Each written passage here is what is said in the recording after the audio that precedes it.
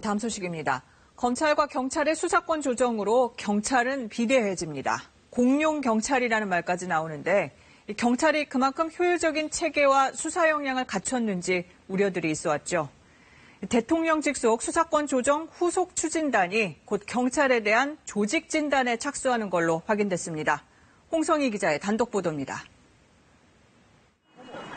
검찰의 직접 수사 범위가 좁혀지면서 경찰 수사는 늘어납니다. 경찰은 국정원에 대공 수사권을 넘겨받고 1차 수사 종결권도 갖습니다. 비대 또는 공룡 경찰이라는 말이 나오는 이유입니다. 자치경찰제가 첫걸음을 떼는 것을 시작으로 나머지 경찰개혁 과제들도 조속히 진척되길 바랍니다. 대통령 직속 수사권 조정 후속 추진단이 2차 과제로 경찰 조직 점검을 추진 중입니다. 곧 행정안전부를 통해 경찰에 대한 조직 진단을 실시할 것으로 확인됐습니다. 정부 고위 관계자는 검경 수사권 조정으로 경찰의 인력 조직의 변화가 필요하다고 설명했습니다. 핵심은 경찰의 수사 역량과 전문성을 판단해 강화하는 겁니다.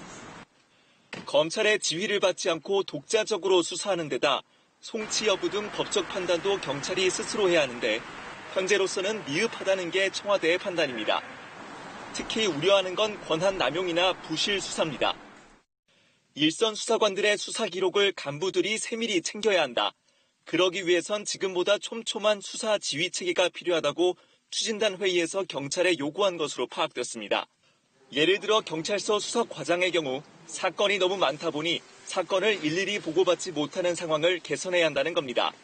또 경찰대 출신 간부들이 수사보다는 승진에 유리한 경비나 정보에 몰리는 것에 대해서도 우려를 전한 것으로 전해졌습니다. 수사 경험이 부족하면 수사 지휘의 질도 떨어질 수밖에 없기 때문입니다. 연장선상에서 자격이 부여된 사람만 수사를 할 수 있도록 한 수사 경과제가 총경부터는 적용되지 않는 것도 개선이 필요하다고 보고 있습니다.